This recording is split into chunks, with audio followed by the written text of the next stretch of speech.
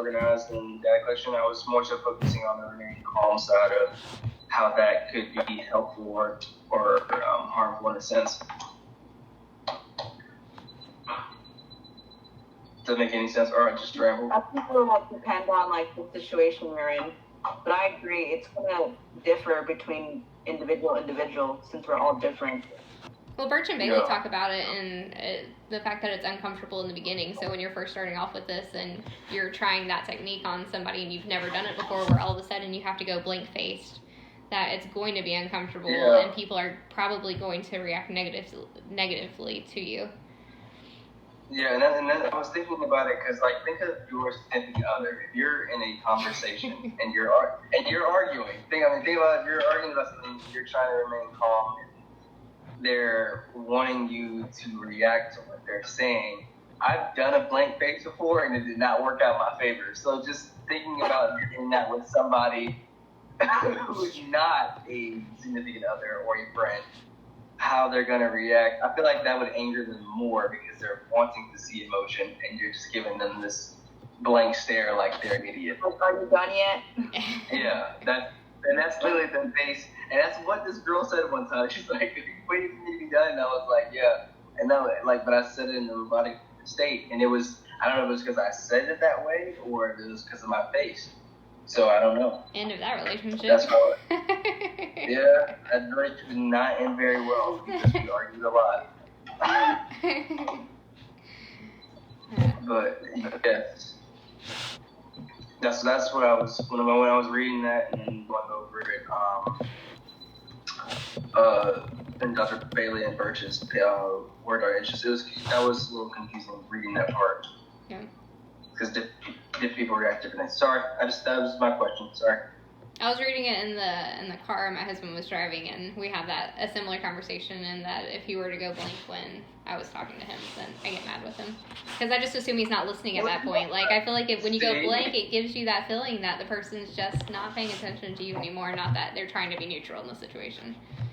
Yes, that's what I'm saying. That's the part I did not agree with. I was like, that's gonna be tough, especially if you have someone who's a very emotional person. They're gonna want to see some type of emotion coming from you. Well, let's move on. Sorry, I don't want to stay on that too long. Number 13. Is that Diana? Mm-hmm. Yes. Give me 1 second. I'm doing the Word document. Yep. Okay. Let me go back. All right. So this one was. I'm gonna read the question. Where was it? Wait, 13. Chapter 13. Oh, I think that's. Wait, who got 13 again? I thought it was 14. Because I answered 14 and 15. This is what I was talking about earlier. So which ones did you do? The rest of 17. I thought I was supposed to do 14. It's okay. I'm gonna finish 13 for it. But I think the first part of this is done from Krista. We can go from 13. So, Dr. Bailey and Birch described the think function as one consideration of possible environmental variables, things that have happened or may are currently happening that led a person to behave the way she or he behaves. They give examples in the mall, but I don't think anyone goes to malls anymore. At work, at home, with coworkers, with cranky IT directors, and with parents. These are good examples. Social psychology, which is actually, Krista, is this your writing or is it the doctor's writing? That's the document. Oh, that's the document itself? Okay. So the questions that we're answering right here are how can the think function, okay, right here. How can the think function combat the fundamental attribution bias? So from there, are you trying to answer that one and answer the next one, or are you going to answer that one? Oh, you can go ahead.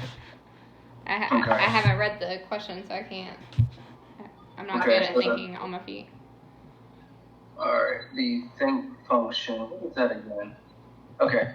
The English one considers possible environmental variables. Things that currently happening. So, things that may happen. I feel like the think function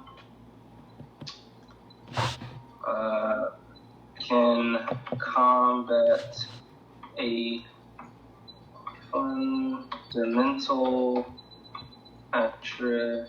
So the think function, you were asking what think function was. That's just applying behavior analysis to everyday life. So when you're in a situation at home. So changing the variable. Yeah. So it says right there, as one's considered possible environments or variables. So I would think, how can the think function combat fundamental attributions bias? The think function can combat fundamental attribution, being that it is a natural, or it happens in a natural environment. Oh boy. Well, I think fundamentally we're biased based on not reading the actual, like we read too far into the emotional aspect. So the think function allows you to take a step back, realize that the person's not attacking you personally. Okay. There's something else going on. I gotcha. So the think function can combat fundamental attribution by removing, by removing emotions and responding based on emotion. And I'm not butchering spelling right now. Emotions and by removing emotions and seeing, I guess, the behavior. The contingencies that are causing the behavior, or seeing the environmental factors that are causing behavior. Mental factors causing. Don't worry about your spelling. Thank you, because I've now butchered that. Okay, so the think function can combat fundamental attribution by removing emotions, and instead of seeing the environmental factors causing the behavior. Thank you. I don't know how I did that. So the next part, how can we help supervisors and managers, particularly those who are behavior analysts, to use a think function to avoid fundamental attribution biases? So if we're talking about the behavior analysis, when we say that the taking the data, or having the behavior analyst look at the data of a behavior and using the data as a guide to helping them understand, like a baseline, because as we're going thoughts-wise, we're not supposed to be using mentalism, and that sounds like, because it's based off of emotion, it's either what's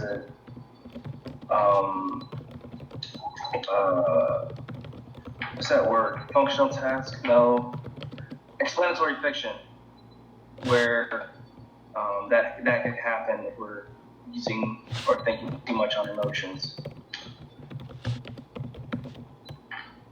Am I using explanatory fiction the right way, though? That's like giving excuses for somebody's behavior, right? Yeah, like remember from the second with the whole, like, they can't do this because they have ADHD. Yeah. So it is giving it like an excuse. So the last question, what do you think would be some risks or benefits of using compulsion instead of fun? A possible risk is for one to come off or seem, not come off, for one to seem cold and callous, maybe? Right? Yeah. Cold and what? Callous. Cold and callous. I'm spelling that, callous. Is that how you spell that? Oh, no, I can spell that. Okay, thank you. Anonymous Square. Possible risk is for one to seem cold and callous towards clients and coworkers. That may result in a difference in professional opinion. Maybe. Possible risk is for more callous towards clients and coworkers. That may result in difference of opinion or professional opinions. I would think clients and coworkers not respecting or not cooperating with the behavior analyst.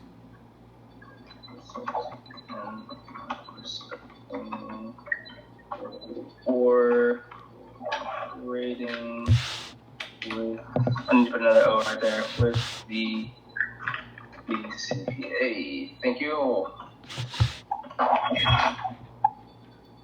Benefits would be remaining, a possible benefit would be remaining objective.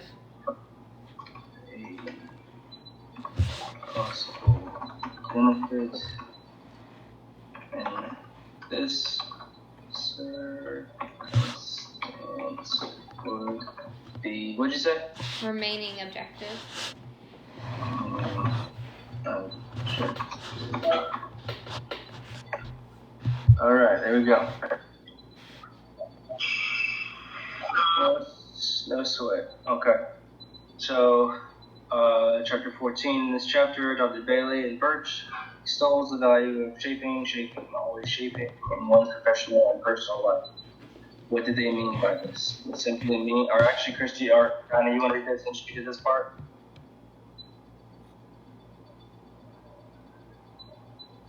Diana? She disappeared. Sorry, one second. So, Oh, you're... 14. What the heck happened? Okay, chapter 14. This basically was like, what do we mean by this in terms of the value of shaping, always shaping? And this simply means it is important for behavior analysis in becoming altering one's behavior, meaning continuously acknowledging a change of behavior and modeling an appropriate behavior or way to behavior in a form of communication. This is effective when the behavior analysis, along with the part of modifying one's behavior. Continuous shaping allows for one to do so. Because this is the behavior analysis, but also begins with the surrounding individuals and shaping one's behavior. Okay. So shaping can be used for either a problem that is due to a skill deficit, and shaping is used to teach the need of behavior, or is due to the motivational problem, in which case shaping is used to gradually move a person to yes. So describe a situation in which it would be appropriate and useful for all concerned to use shaping when the problem is due to a skill deficit. Would be appropriate to use shaping in the situation. Dan, did you write this one? It would be appropriate to use shaping due to a skill deficit when a child has difficulty placing their writing material in the materials box. Or Chris, did you write that? Nope. I think that's also Diana. So then, how would you do it? Where's that period right there? A way to improve the skill would be facilitating a mock scenario along with the student and what to do when it is time to put away writing materials in the correct area. So that works. Still part of it. So describe a situation in which it would be appropriate and useful for all concerned to use shaping when the problem is a motivational problem. Would it be appropriate to use shaping in the situation?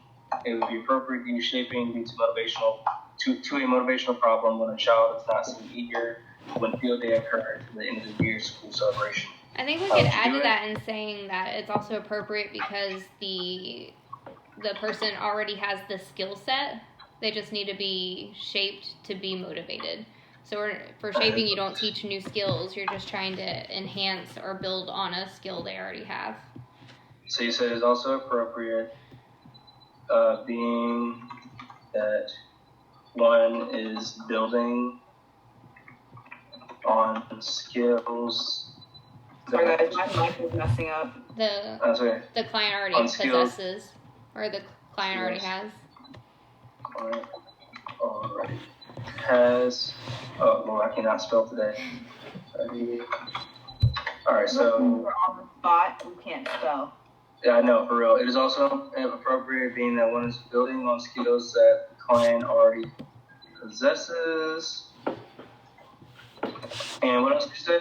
I was just stating that shaping is building on skills. Okay, so also, I see what you're saying now. Also appropriate being that shaping is, shaping is building on skills the client already possesses. Yes, that's fine. So how would you do it? Throughout the year, there would be mock field day games available during recess and gym times and hopes to motivate the child into interacting with each activity. As the year goes on, there's hope one skill they focus, the child will be eager in interacting with their classmates and effectively participating in each activity. All right. Wait, is this what I did? I think this is one that you did. Okay. Do you guys agree with my top ones though too? Mm-hmm. Okay, good. I thought for some reason I went back and did one of those for you or finished okay, it. I was kind of like iffy with these.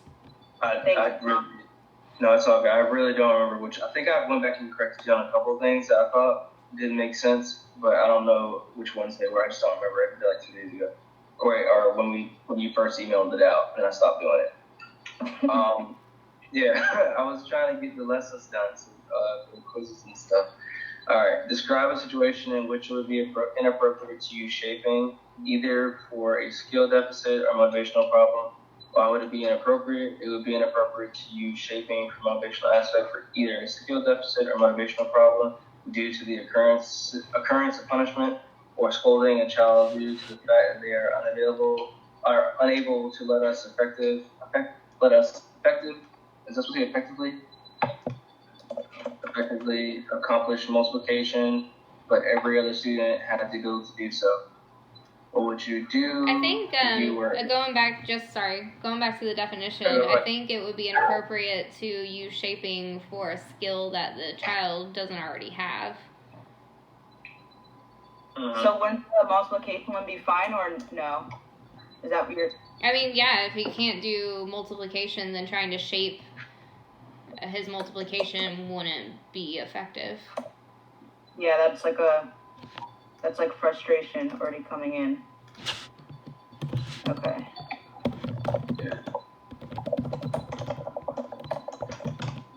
Oh, it's copy pasting, man.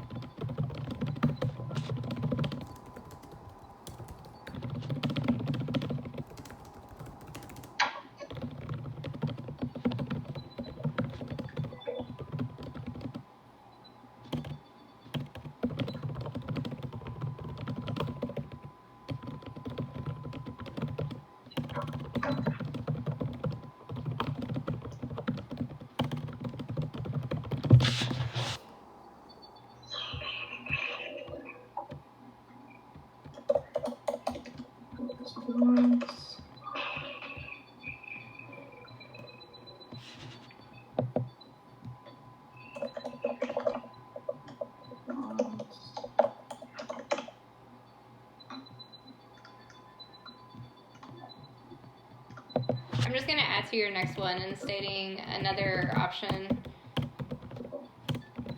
would be to suggest that the child is, well, I guess you address it because tutoring the child separately would build the child's confidence and having the ability to understand the concept of multiplication and create a skill that could be shaped. Okay. Does somebody have a dog? Is that what that noise is? No, It's downstairs purposely. No, Butter's on. Yeah, that's Butter. He's doing it this time. Oh, Butter's sparkling up a storm. Yeah, I don't know what his deal is. Butters. That's cute. Let's see. What did it take? Where I lost my place. Okay, there it goes. So you want me to just keep reading, guys? Yep. Yeah, I'm sorry. I'm just trying to copy and paste everything. That's all good. Obvious control of our behavior by others is often aversive. That is, if we think it's our idea, or we feel like we're just doing what is the thing to do in a situation, we're fine. If, however, someone tells us to do what we felt like doing anyway, what felt like the right thing to do in a situation, we're annoyed by it and may even opt not to do it, or counter control, fight against it if the control exerted by the other person becomes assertive enough. So how would you help assure that our always shaping, isn't assertive to others? So Diane, want to read that real fast? Or you want me to? I'm doing it. Okay. All right. In order to steer away from aversive behaviors, it is important to communicate and agree on the guidelines to how one will shape a client's behavior. It is important to be on the same page when guiding others in order to eliminate the chances of discrepancies or difficulties occurring in the near future, as well as ensuring behaviors that are wanted are okay with others. Okay. Okay. Shaping may also appear manipulative. Christy, you want to read those two? Sure. Or read that one? We would feel manipulated by another individual if they were to control every aspect of our behavior, which did not allow for us to engage in our own manner, meaning there is not an ability to make our own choices. And then, how could you assure that your shaping, always shaping isn't perceived as manipulative?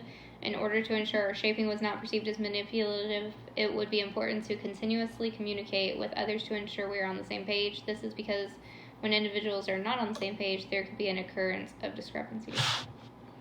I think it sounds good. Okay. Perfect.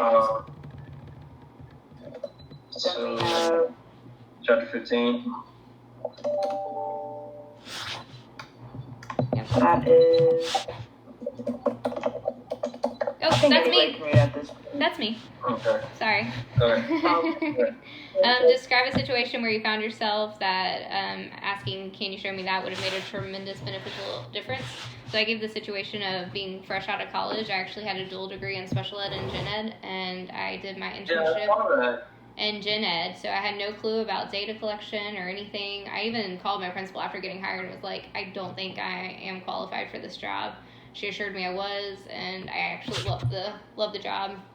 But what happened, the outcome was, I still don't know that I know the best ways to do data collection, because that's not the area that I was trained in. And in doing it, I kind of just made it up as I went along, and I don't feel like I was effective, because I had to teach paraprofessionals how to take data when I wasn't sure I knew how to do it.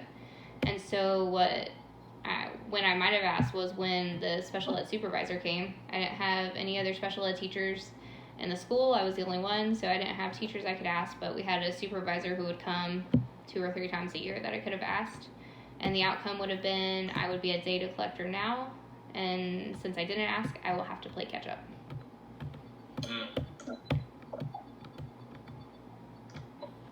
So now we need to change this into Do we need to change it into an us thing, or can it be an individual? Yeah, I think that's more so individual. Because my last group, there were questions where I answered them before anyone else, and there was just they wrote their own separate answers just to be on the safe side, but there was just no way we could answer it as a group. I mean, I have it recording, so I mean, if there's an instance that you guys have where you have an instance where you could have asked, show me that, then you can share those, but...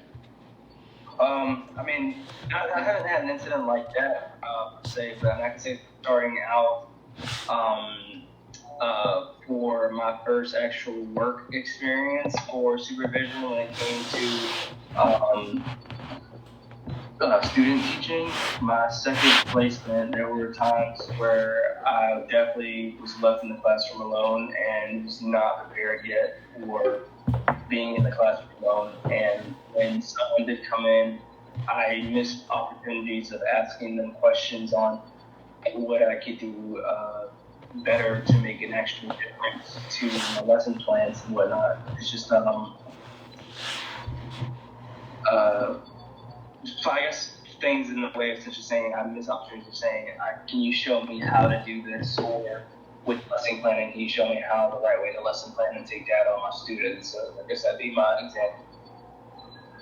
I think too the hard part that comes into this is if you don't take the opportunity in the beginning of asking, can you show me that, then you get to be where I am, where I'm 10 years experienced and still don't know that I know how to do certain things. Yeah. I gotcha. All right. Dana? All right. Angela and Rebecca work in this pediatric feeding disorders program at a large teaching hospital. Angela is completing her bachelor's degree and is an unpaid intern with the program. Rebecca has a master's in special education and is Angela's supervisor. Ted is the manager of the program. It's Friday and Ted's staff have been ravaged by the flu. So they're called out today. We're in emergency admission today and someone needs to conduct a baseline assessment meal with newly admitted patient. Ted is already covering 3 other patients. No other therapists are available. All the therapy rooms are booked. Ted is in a bind and asks Angela and Rebecca if they'll cover the baseline assessment meal with the new patient. Angela and Rebecca graciously say yes, even though they've never done this before. Because they always wanted this opportunity, Ted meant to spend some time discussing and practicing things with Angela and Rebecca this afternoon before their session with the patient, but other business presented this. Ted worked with his 3 patients. He checked in on Angela and Rebecca, who conducted their baseline assessment in the patient's hospital room. Angela looks worried. Rebecca looks flustered. Food has been flung all over the room. Half of the data for the session were not collected. The patient is half naked and laughing hysterically. Ted is irritated. He says, "What happened?" He hears that the patient didn't want to eat.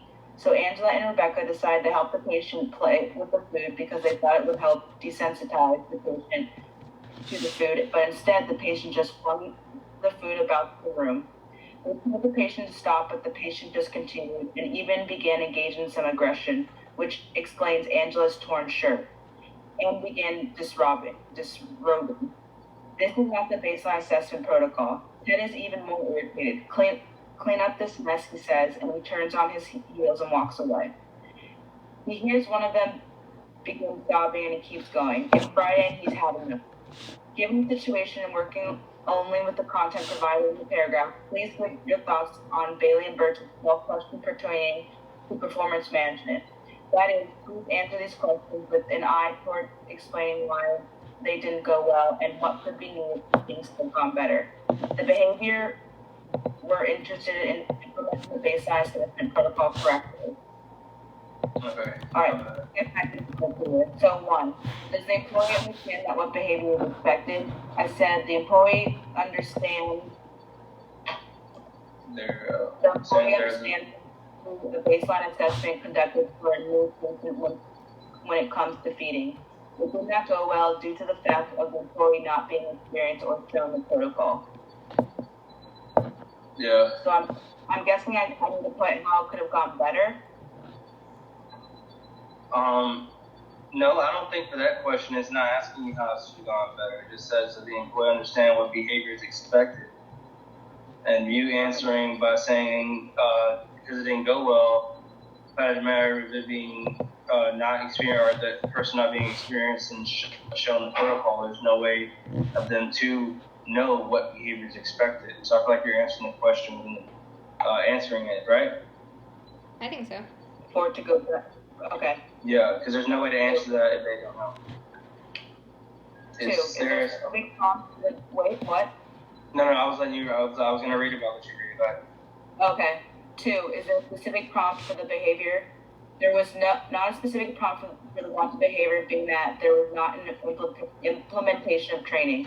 If the supervisor trained the employee beforehand or showed them their appropriate behavior when they temporarily came into the session, everything could have ran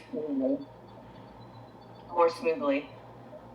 3, is the supervisor present? If so, does the supervisor provide any feedback, correction, or reinforcement? During the session, the supervisor came in for a short period of time, but instead of providing feedback for improvement, he simply displayed emotions of anger or irritation towards the employee. He simply yells and requested the employee to straighten up.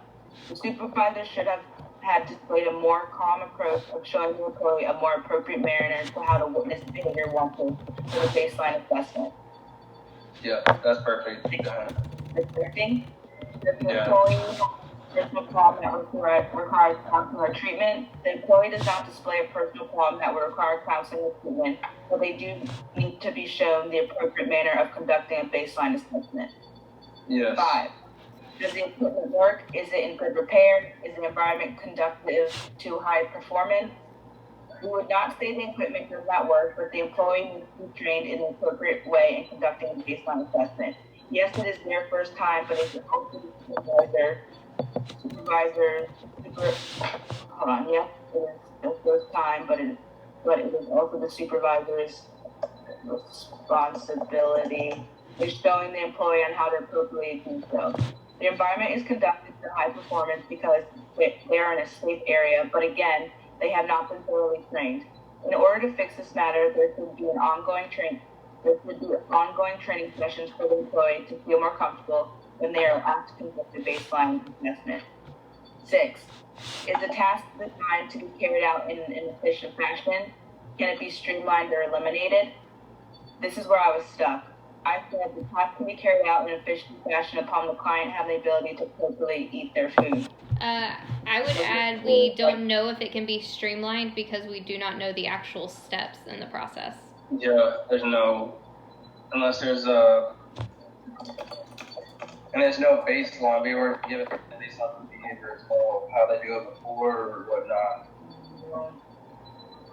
There were no steps provided, or there weren't any steps provided? There were no steps There provided. were no steps provided. You just said, hey, can you cover like superfood? Okay. 7, have you actually observed the behavior? Can the employees actually do the skill? There was not an ability to observe the behavior, but if the employee was properly trained beforehand, they would have the ability to do the skill effectively. Again, they would have the ability to actually do the skill if the supervisor trained them, or when they stopped to view the progress, they could have corrected them. 8, does the behavior produce an observable effect? There were behaviors that produced an observable effect, such as throwing their food and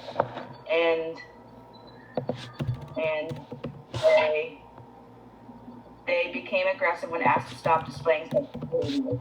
In order to diminish such behaviors, the employees had moved the food away from the client from their sight and hoped to alter the behavior, which assumed wanting food to eat. 9, is a competing behavior being reinforced? The competing behavior is being reinforced by playing along with the client by throwing food as well in hopes of diminishing the behavior that will allow them to eat their food.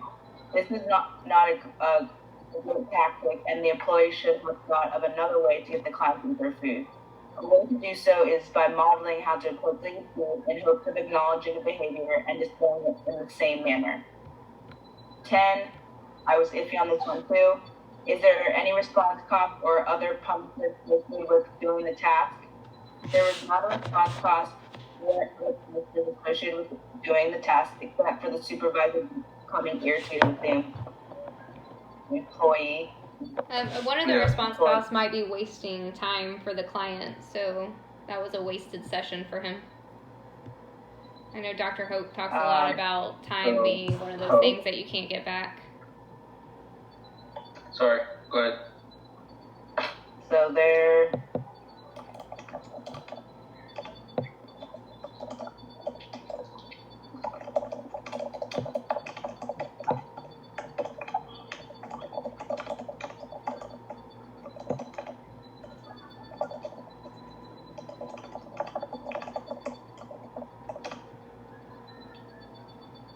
Um, 11, is there any kind of feedback from peers, customers, or supervisors for the behavior? There was no sort of feedback provided for the employer except for being scolded for not effectively accomplishing the task of doing a baseline assessment. The supervisor should have had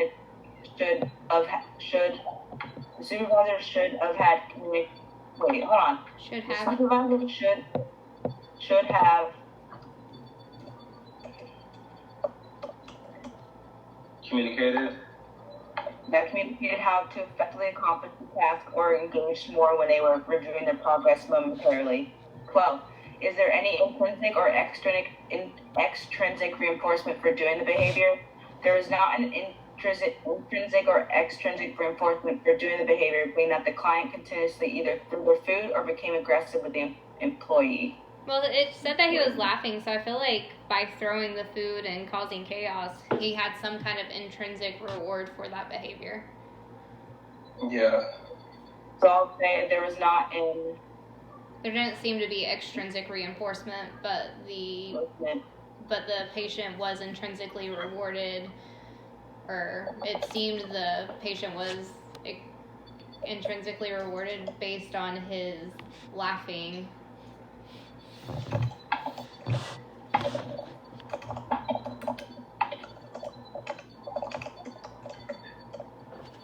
In order to display these reinforcements, the employee could model the wanted behavior, and upon the client's ability to do so, the employee could verbally acknowledge their great work or reward. Okay. Okay, so this is fine. This can be considered a group response, though. Would you guys agree? What? This can, like the 12 questions, that can be considered a group response, or do you want it to be individual response? Which, you talking chapter 12? The 12 that I just read. Aren't those technically group responses? That's what I'm like making sure, because I know the previous one, those ones are individual, basically. Like I'm not ready for, and then colon. Okay. Yeah, I think those are group answers. Those don't seem like it'd be I thought we were answers. doing this document as if it's all group responses since we're going through it and Yeah. adding and editing. Yeah, I think there's only like maybe some like last week. I don't know which group y'all were in, but last week the 3 questions, my group members put their names next to their answers because there was just no way to make that a group response. But if everyone agrees on an answer, it's technically a group response to me. We're all turning the same thing. Yeah. So it's chapter 17 and 19. Answer this week only based on the content of chapter 17. You will have this question again next week for chapter 19. Yay! Think of one professional activity you mean to do, whether it's reading professional literature, watching professional videos online, straighten up your records, or whatever one professional activity you mean to do but never get around to. So using the content of chapter 17, sorry, not 19. I don't know what that's there. So let's step by step how you can manage the flow of your time to create time for the activity. So step 1, I'll make a list of everything that needs to be done first, which is going off the Premack principle and David Allen's principle and Bailey and Birch's book.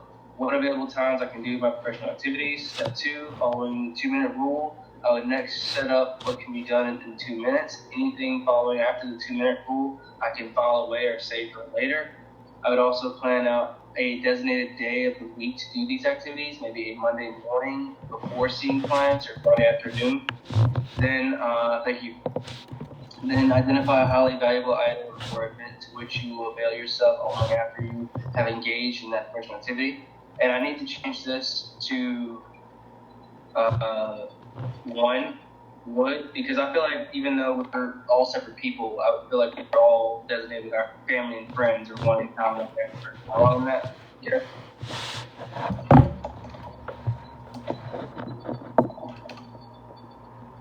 Emma, maybe a little bit.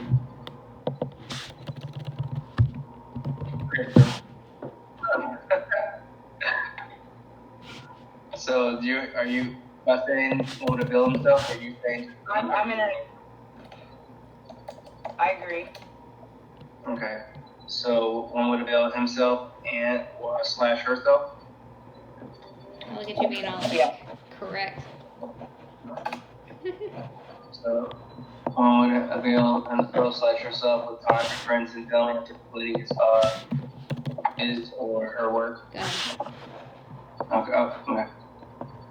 His or her work. Next, think of one personal self-care activity, exercise, spending time actually interacting with a significant other instead of looking at screens, cooking your own meals instead of going through a drive-through, interacting with a friend and making new friends regarding or reading for recreation or whatever, which you never seem to have time. So using the content of 17-19, step by step, how would you manage the flow of your time to create time for the activity? So I kind of went straight back into the Premack principle with this, talking about low and high probabilities, so there's no reason to make a list for this. I feel like to really manage the flow of time, we need to focus on what needs to be done that is in front of them. A great way to do this is using the myself management plan, using low probability versus high probability. No,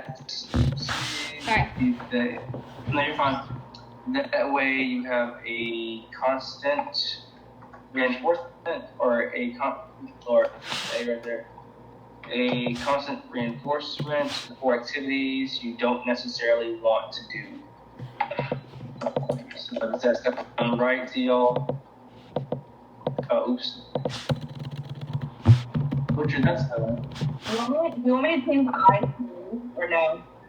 Yeah, you need to. We're gonna have to change the I if we're making these group answers. Alright, I'm just doing it in that Word document. Okay, so then identify a highly valuable item or event to which you avail yourself only after you engage in that personal self-care activity. So I was thinking of y'all in mind, so we would have to write different things. That's the things before. I would engage in the highest self-care activity that is relevant to the lowest activity I need to get done. So, same before, engage in the high, yeah.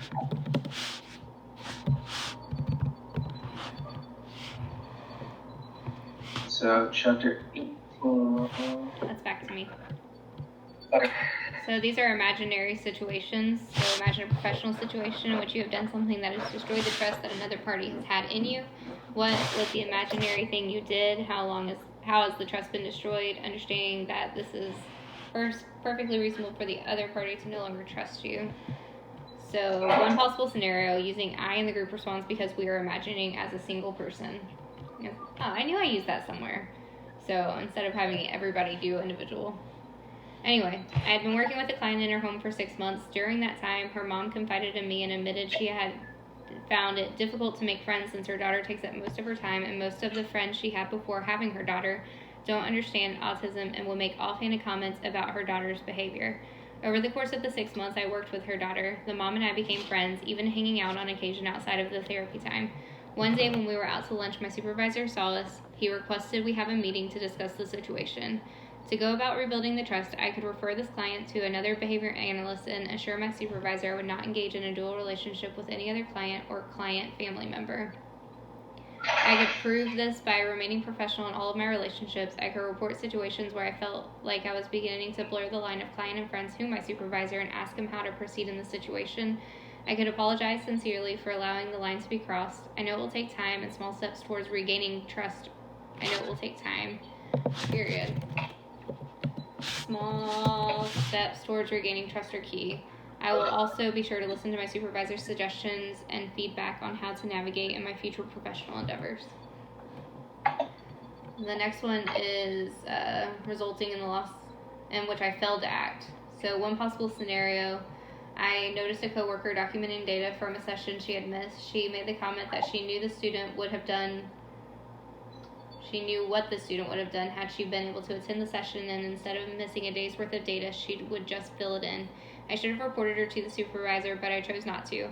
Our supervisor actually overheard the conversation, noticed I didn't report it, and said something to me the next day about it, telling me that she had hoped I would have more professionalism and should have informed her about the situation. In order to rebuild trust, I should make sure to be upfront and honest with my supervisor about ethical issues that arise in the workplace.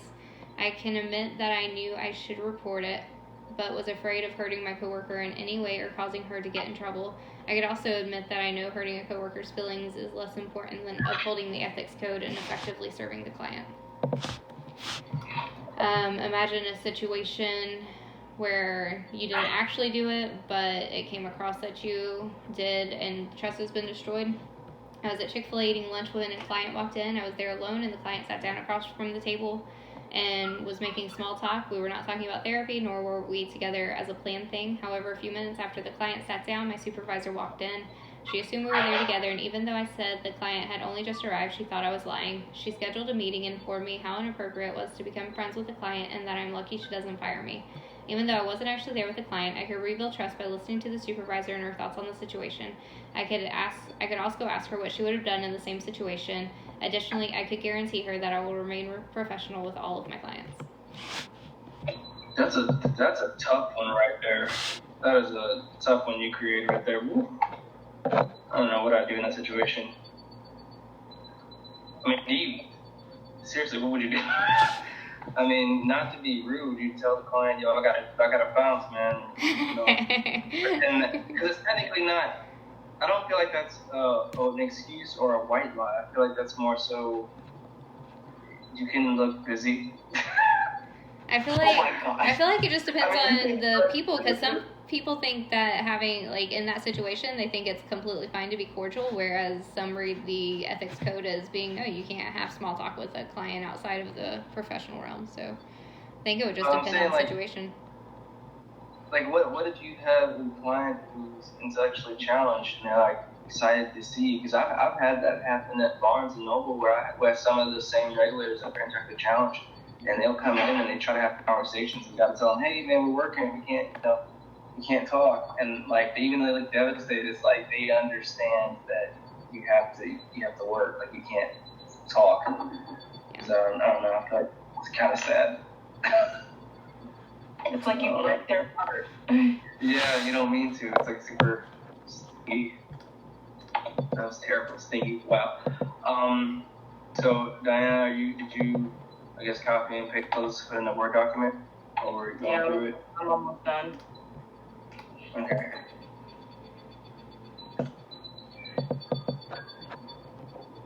Almost there. How are y'all doing with the rest of the work? Are you keeping up with the quizzes? I'm not putting it as a group response though. This is more like individual. What do you mean? Okay. For which part? This last part? Yeah, because like with your response thing, I didn't like because I've been doing group response and then colon. Or do you guys think I can do that for each 3 of these scenarios? I mean, that's completely different, so honestly. That's up to you guys if you want to go back in and create a scenario.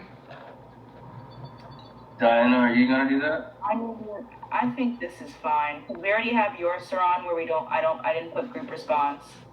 I don't even know that putting group response is necessarily required. I think we could just put the responses without putting group response.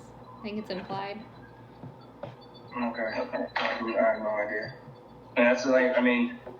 It was just 3 scenarios. Yeah. Okay. As long as those scenarios sound good. I mean, they're completely made up, so if they don't sound good, or if we want to go back in and rework a situation. Like the last one I was really unsure of. No, I think that sounds pretty realistic. That's a tough one, and I feel like I don't know, when you were reading it, I felt like you had gone that like road. So. I mean, I pretty much live at Chick-fil-A, so it could definitely happen, but no. I think that's why I was like, that was really realistic. That's a tough one. I guess those work. I'm just making sure I put everything in here. It's so weird. You have light outside your house and it's dark over here. It's super Is crazy. That freaking you out a little bit? Yeah, it's creepy. Oh, it's dark here. It gets dark later now. I mean, it's only 6 o'clock here, so we haven't done dinner. My daughter's still napping. Oh, yeah, that's right. I forgot your time is different. Yeah. Right here. Okay. Wait, where are you, Krista? California. Lucky. Yeah. She's thinking that's what I'm saying. For about 5 more months, and then I'll be in Oklahoma. You ready for that? In some ways. My whole family's in Georgia, so it'll be nice to be closer. But I love California. Oh, yeah. So, we're trading. How long were you there for? It's been, by the time we leave, it'll be 3 years. Before here, it was Illinois, so we were in Illinois for 3 years. And then before that, I was in Georgia. Georgia, where it's hot. Yeah. And humid. And very humid, especially in Savannah. I do not miss that humidity. Oh, yes. So I was How long were you there for? I grew up in Georgia, so. You should be used to it then. No, you don't ever get used to this. You kind of get used to it, but if you ever leave, going back is horrible. No. Because even when I was in Spartanburg for a while, Newberry, South Carolina was like dry heat. And then coming back to Savannah like for Christmas and holidays, or just like Thanksgiving and stuff. Yeah. It was like humid and it's cold. It didn't make any sense. Like, why is this weather like this? And now being here now, it's still, I'll take a shower, be sweating, and then go outside and I'm sweating again. What's happening? Yeah, that's not happening. That cannot. I can't listen to that. Take a shower and I've already just sweated. Nope. Yes. So yeah, that's literally what it's like here. Hilarious. Oh, Diana, I read my email to Krista. She thinks it sounds good. It sounds good too. Are you doing your practicum Okay. too then, Diana? I've been waiting for placement, but it's like I've been on Indeed, like literally applying to so many places, and I applied to one today, and within like 10 seconds, well, not 10 seconds, 10 minutes, someone reached out to me, and I'm interviewing with them on Monday. Oh, awesome. But I hope I get it, but it's like, it's so frustrating because I thought I would have heard from George Mason already. Yeah. And the Because, thing like, about it, the application, but we couldn't access the application until like basically 2 days before the application was due, Wow. which was Yeah. very irritating.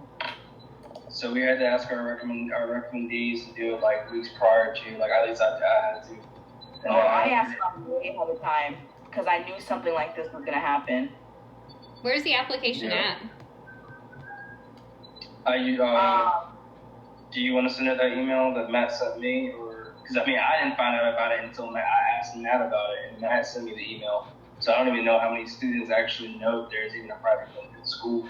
I didn't. I don't have that.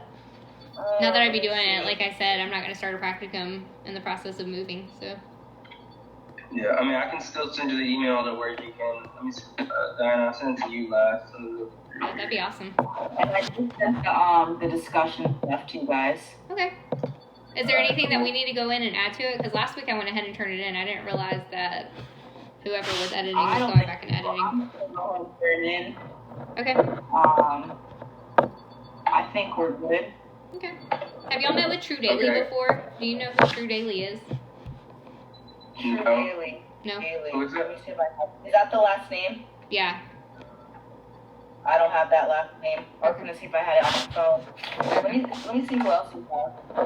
She's in my group next week with Miles, and Miles doesn't normally respond to me, so I was hoping True Daily would be responsive. Oh, I didn't even see who's in my group for next week. Oh, we're in the same group, Son. And then we have Bolenberg. Who is that again? What? Brittany, I don't know. she's Oh, blonde. Brittany. That's Brittany. Yeah. That's Brittany. Oh, so we are in the same group next week, Diana? Yeah. Perfect. But when are we with Krista again? I don't think I'm with y'all until the last week, and that's only if I jump in on that big circus again. Cause Well, and honestly, if you can't contact the other person, you can join Serrano and I's group again. yeah. I we've had to do that when there's nobody answering the group message. We've had to jump into other people's. Well, Anna's assigned. Which is She has her name on there twice, so I think some weeks she just goes with the other group, and some weeks she just I don't know. Because last week she showed up in my group, Oh, okay. but the first week she went with you guys. So I'm on the email right now. I'm trying to see how I can send this to you. Send items. I want to go to because it's literally all you're doing, Krista, is typing in special education. Hold on. Okay. Forward. Krista, what's your email again? C Buford, Buford. Okay, got it. I'm sending that to you right now, okay? Awesome. And then the deadline for the fall is already due, but since you're talking about starting practicum anyway after you move, I'm thinking you'll probably have to wait until the summer or spring of the practicum, because me and Diana registered for the fall. So I'm not sure how that's going to work for you. Just email them, tell them who you are, and what you're trying to do, because that's all Matt told me to do, and I told Diana to do the same thing. They at least responded to that. They don't respond to phone calls, but they respond to emails, apparently. Which is ridiculous to me. What group number are we this Did week? you guys Group get the email? I was going to make sure. Yeah. I was asking, did you guys get the email? Yep. Is this the Francine Baffy? Oh, did you send your actual ones? I sent it to your Few one, your Mr. Few, or Okay. Mr. Saran. I'm about to submit mine. I don't know if you guys have submitted it yet. Yeah, I'm about to. Yeah, I was just saving it. I guess I can turn this off to you then.